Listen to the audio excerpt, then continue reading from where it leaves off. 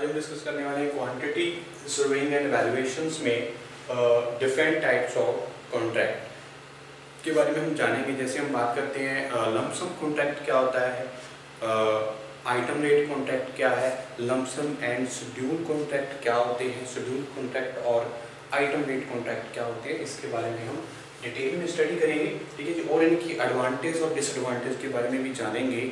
हमारे जितने टाइप्स के भी हम डिस्कस करने वाले हैं कॉन्ट्रैक्ट्स के बारे में। ठीक है जी। तो सबसे पहले मैं बात करता हूँ डिफरेंट टाइप्स ऑफ कॉन्ट्रैक्ट में lump sum contract.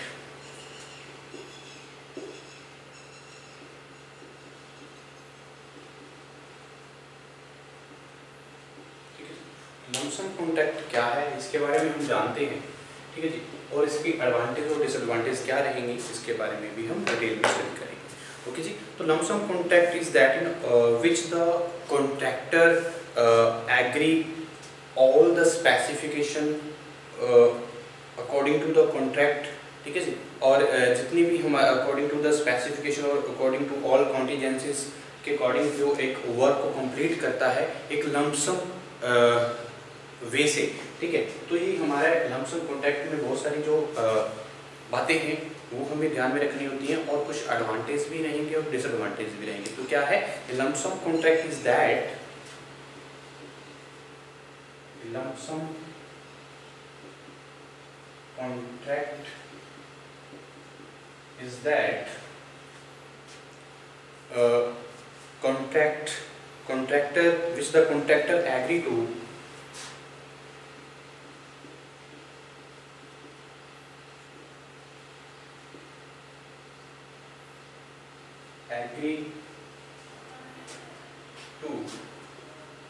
all the specifications, agree to execute the complete work, agree to execute the complete work with all specifications, contingencies, with all contingencies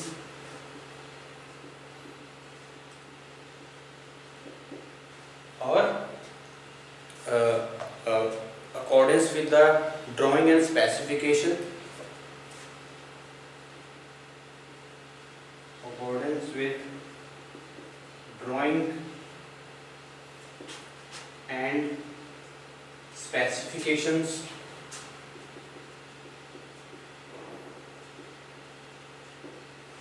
given in the contract। ठीक है जी। for a fixed sum, specification for a fixed sum। ठीक है। तो ये important रहता है। Lump sum contract क्या है, वो कॉन्ट्रैक्ट जिसमें एक कॉन्ट्रैक्टर को एग्री करना होता है, एग्जीक्यूट करना होता है एक कंप्लीट वर्क करने के लिए, कंप्लीट वर्क को जो एक वर्क को एग्जीक्यूट करना होता है उसको कंप्लीट करने का एक जिम्मा होता है उसके with all contingencies with according to the drawing and all specifications given in the contract. ठीक है जी। तो detailed specification of all the items of work to be done, detailed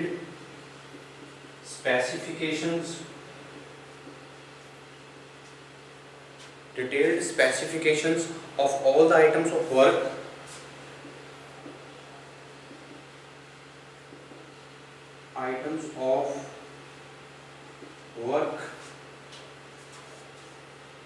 to be done।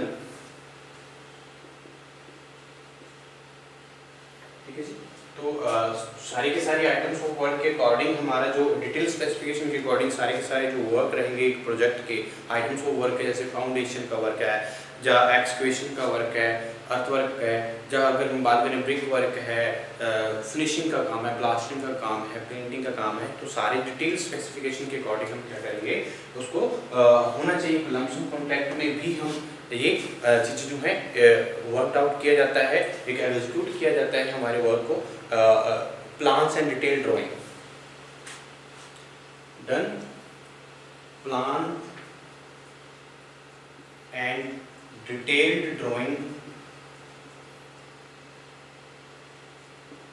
ठीक है जी। अगर मैं बात करूं the time limit of the completion of the work, ये इंपॉर्टेंट रहेंगे। The time limit for the completion of work, the time limit for the completion of work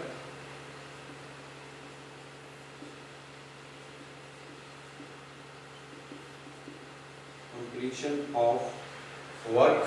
तो ये मेन पॉइंट्स रहेंगे जो हम एक लमसम कॉन्ट्रैक्ट में एक डिटेल्ड स्पेसिफिकेशन के अकॉर्डिंग हमें वर्क जो है, आइटम्स ऑफ वर्क जो है वो हमें करना होता है, और प्लान्स के अकॉर्डिंग और टाइम लिमिट के अकॉर्डिंग हमें वर्क क्या करना है, कंप्लीट करना होता है लमसम कॉन्ट्रैक्ट में, ठीक है जी। और deposit of 10% as security money, deposit of 10% of as security money. तो एज सिक्योरिटी मनी हम क्या करते हैं, डिपॉजिट करते हैं एक लमसम कॉन्ट्रैक्ट में भी। और अगर मैं बात करूं पेनल्टी की, progress and other terms and conditions of the contract भी इंक्लूडेड रहते हैं इन द लमसम कॉन्ट्रैक्ट, ठीक है जी। तो ये इंपॉर्टेंट रहेगी, ये टर्म्स सारी इंपॉर्टेंट रहती हैं इन द लमसम कॉन्ट्रैक्ट, ठीक है। तो 10 डिपॉजिट करनी होती है 10% एज अ सिक्योरिटी मनी, ठीक है जी।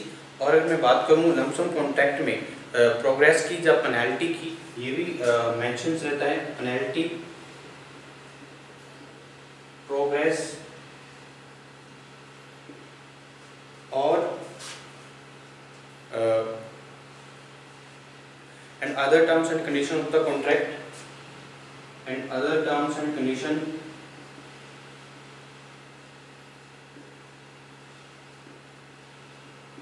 of the project, of the contract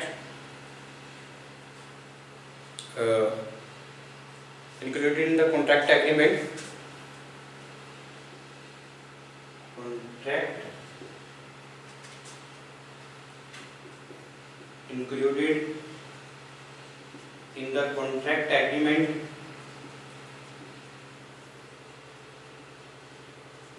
ठीक है जी।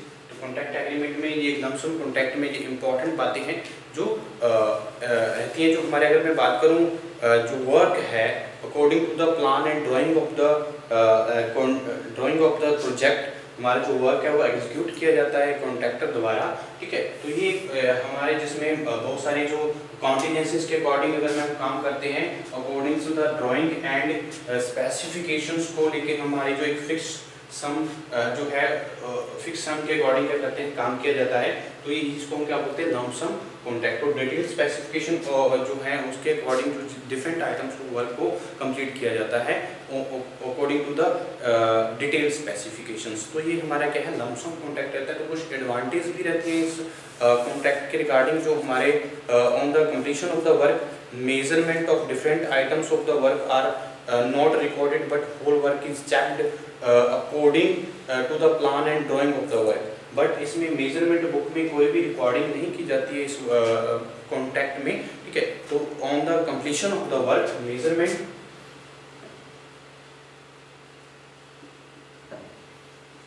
On the completion of the work,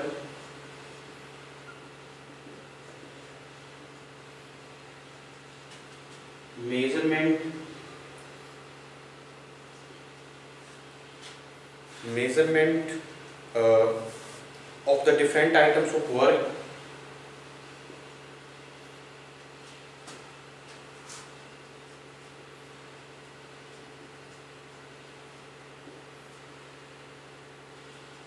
items of the work are not recorded,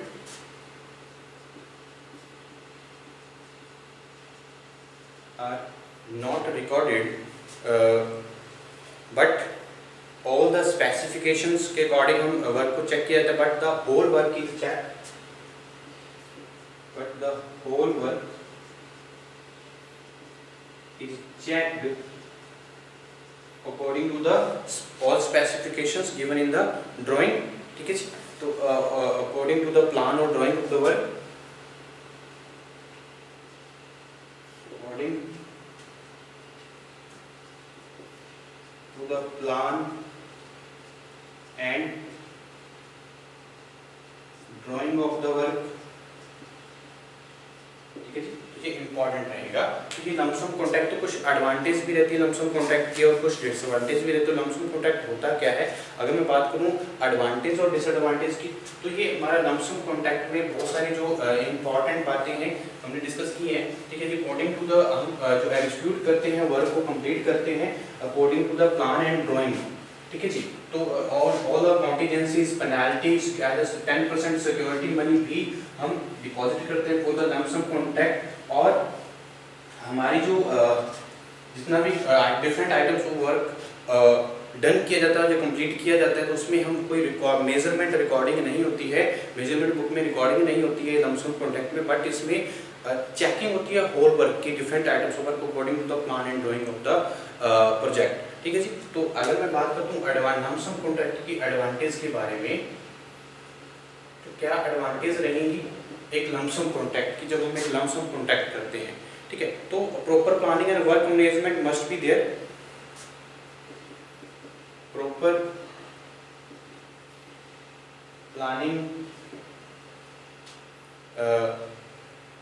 and work management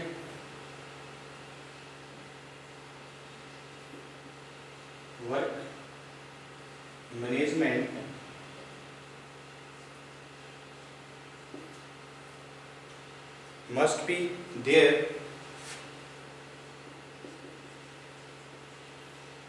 ठीक है जी। तो प्रॉपर प्लानिंग और मैनेजमेंट जो है वो होती है, मेन एडवांटेज रहता है लमसम कॉन्ट्रैक्ट में, ठीक है। और अगर मैं बात करूं cost of the work is non before it's execution, cost of work is non before it's execution. तो इसको कंप्लीट करने से पहले हमें कॉस्ट ऑफ वर्क पता होता है कितना है, लमसम हम लगा देते हैं, ठीक है। तो ये मेन एडवांटेज रहती है एक लमसम कॉन्ट्रैक्ट की। और detailed measurement is not required, detailed measurements are not required. तो डिटेल मेजरमेंट की जरूरत नहीं होती है जब हम लमसम कॉन्ट्रैक्ट की बात कर रहे हैं। उसकी कुछ अगर मैं बात करूं डिसएडवांटेज की, तो कुछ डिसएडवांटेज भी रहती हैं इस कॉन्ट्रैक्ट की। Disadvantage of lump sum contract, disadvantage क्या रहेंगी, मेकिंग ऑफ रनिंग बिल्स,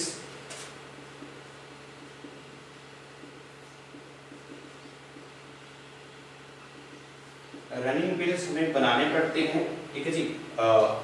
जो जैसे जैसे हम डिफरेंट आइटम्स को वर्क कंप्लीट होता है तो रनिंग बिल्स का बनाना जरूरी पड़ता है, क्योंकि इंटरमीडिएट पेमेंट जो है कॉन्ट्रैक्टर को लेनी जो होती है वो इजी नहीं रहती। तो हमें मेकिंग रनिंग बिल्स हमें बनाने पड़ते हैं, making of running bills to the contractor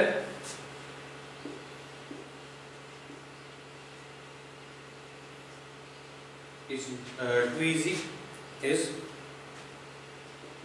not easy, ठीक है जी। मेन डिसएडवांटेज रहती है एक लमसम कॉन्ट्रैक्ट की। अगर मैं बात करूं detail drawing with full specification of all the time material are required, ठीक है जी। तो डिटेल ड्राइंग की भी जरूरत पड़ती है,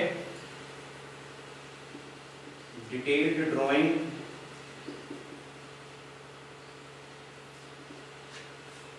of with full specification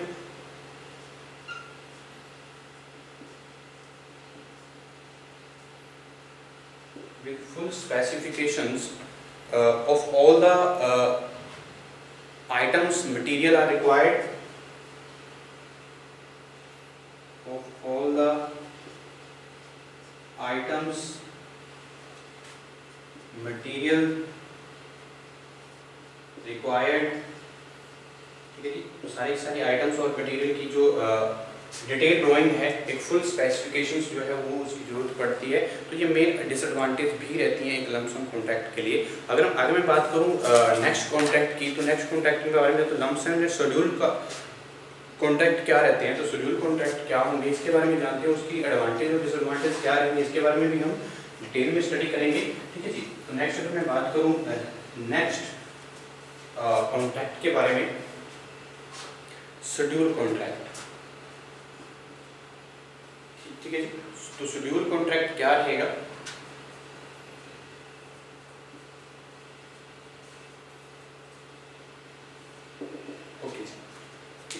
schedule contract this is the similar to the lump sum contract. तो लंप सम, इसको हम lump sum and schedule contract भी बोल देते हैं, तो क्योंकि ये सिमिलर टू है लंप सम कॉन्ट्रैक्ट के, जो हमारा शेड्यूल कॉन्ट्रैक्ट रहता है। तो इसमें शेड्यूल कॉन्ट्रैक्ट में also provided in all the contract agreement. तो कॉन्ट्रैक्ट एग्रीमेंट में सारे के सारे जो शेड्यूल्स हैं, रेट्स हैं, schedules of the rates is also provided in contract agreement.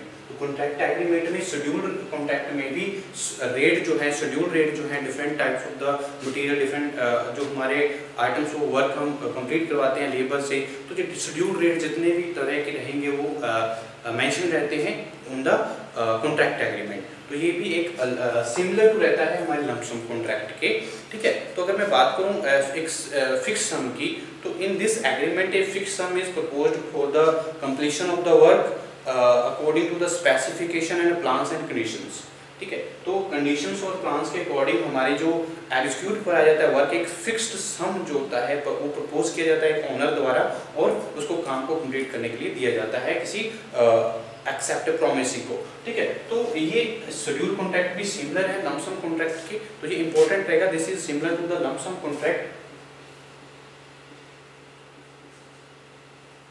Similar to the lump sum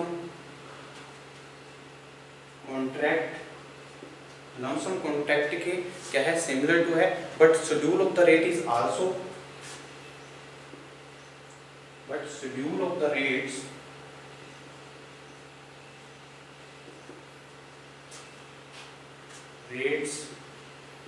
also mentioned in the contract agreement, provided in the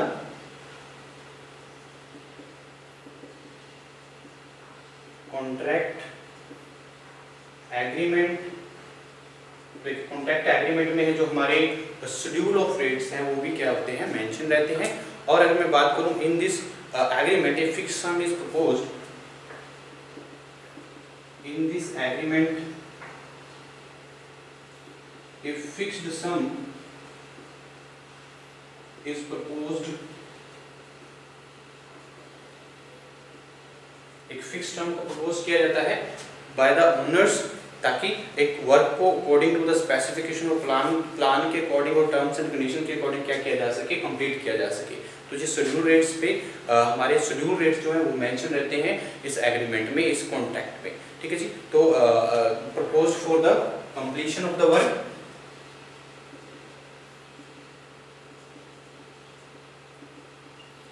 completion of the work according to the specification and plans,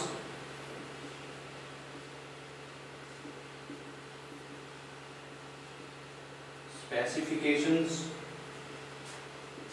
and plans and conditions, ठीक है। तो conditions के according और plans और specifications के according, drawing के according क्या किया जाता है, वर्क को कंप्लीट एग्जीक्यूट करवाया जाता है एक ओनर द्वारा। तो ये एक शेड्यूल रेट्स भी मेंशन रहते हैं कॉन्ट्रैक्ट एग्रीमेंट में, हमारे शेड्यूल कॉन्ट्रैक्ट में। तो द शेड्यूल हमारे जो कंडीशंस हैं, the schedule rate is also specified,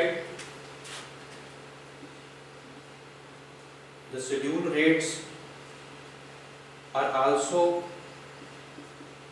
specified. तो शेड्यूल रेट्स भी क्या रहते हैं, इसमें स्पेसिफाइड रहते हैं हमारे शेड्यूल कॉन्ट्रैक्ट में, specified in order to regulate the, in order to regulate the amount of, regulate the amount of to be added or deducted, amount to be added or deducted from the sum, ठीक है जी, from the fixed sum,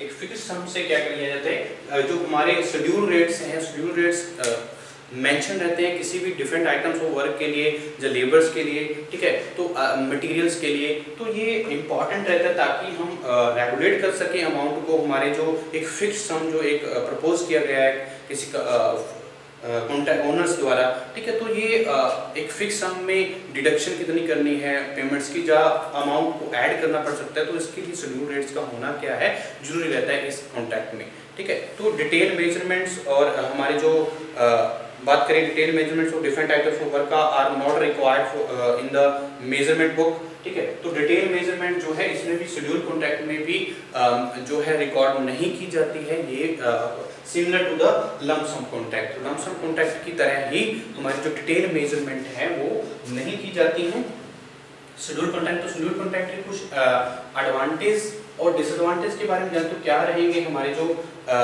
advantage और disadvantage क्या रहेंगी एक schedule contract के लिए, तो इसके बारे में हम जान लेते हैं। तो शेड्यूल कॉन्ट्रैक्ट एक सिमिलर टू रहता है हमारे लंप सम कॉन्ट्रैक्ट की तरह, तो ये भी इसमें भी हमारे शेड्यूल रेट्स जो है वो मेंशन रहते हैं कॉन्ट्रैक्ट एग्रीमेंट में, बट हमारे जो स्पेसिफिकेशंस हैं या ड्राइंग या प्लान्स के अकॉर्डिंग, कंडीशंस के अकॉर्डिंग ही वर्क को कंप्लीट करवाया जाता है in the lump sum in the schedule contract according to the, क्योंकि शेड्यूल रेट्स जो है वो must be proposed by the contractor, ठीक है जी, by the owners in this agreement, ताकि जो अमाउंट है हमारे फिक्स सम है, फिक्स सम में ऐड किया जा सके अमाउंट, कुछ और चाहे डिडक्ट करना पड़े तो डिडक्ट किया जाए, तो ये इंपॉर्टेंट रहता है, ठीक है जी। तो डिटेल स्पेसिफिकेशन के अकॉर्डिंग ही हम क्या करते हैं इसमें वर्क को एग्जीक्यूट करते हैं, तो similar to the lump sum contract. तो कुछ एडवांटेज भी रहती हैं इसकी, डिसएडवांटेज हम सबसे पहले देखते हैं एडवांटेज के बारे में। तो मेन एडवांटेज क्या रहेंगी इसके बारे में जान लेते हैं। तो work should be completed with in the schedule time, work should be completed with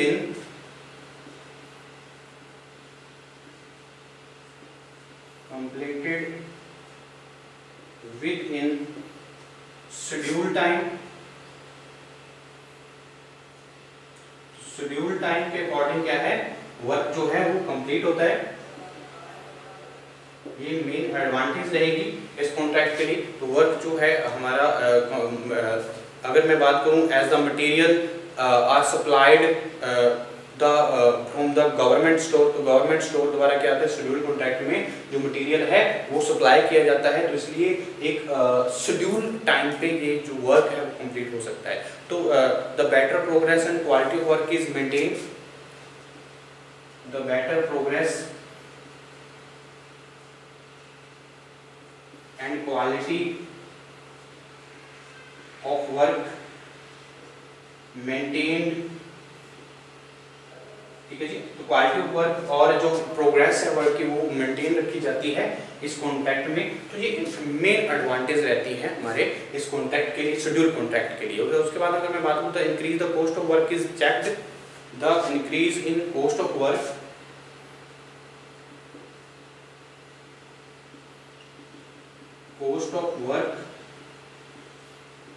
is checked, ठीक है जी, in spite of any rising price of the material in the market, checked in spite the price of the material, in spite of any rise of price of the material, material की जो market में in the market price है वो क्या रहता है बढ़ता रहता है, क्योंकि इसलिए जो शेड्यूल रेट्स हैं वो मेंशन रहते हैं, तो कुछ अमाउंट जो है फिक्स सम में हम ऐड कर सकते हैं और डिडक्ट कर सकते हैं इस कॉन्ट्रैक्ट में, जी इंपॉर्टेंट एडवांटेज रहते हैं। तो कुछ डिसएडवांटेज के बारे में जानते हैं। तो डिसएडवांटेज क्या रहेंगी एक शेड्यूल कॉन्ट्रैक्ट के लिए, ठीक है। तो अगर मैं बात करूं larger storage area is required for the storage of the material, larger storage area required, तो ये एक डिसएडवांटेज रहती है, क्योंकि एक स्टोरेज के लिए हमें जो हमारी स्टोरेज है मटेरियल की, उसके लिए हमारे एक लार्जर एरिया चाहिए स्टोर करने के लिए। तो ये एक डिसएडवांटेज रहती है जब हम शेड्यूल कॉन्ट्रैक्ट करते हैं। तो from store theft of the material are there, from store theft of the material are there.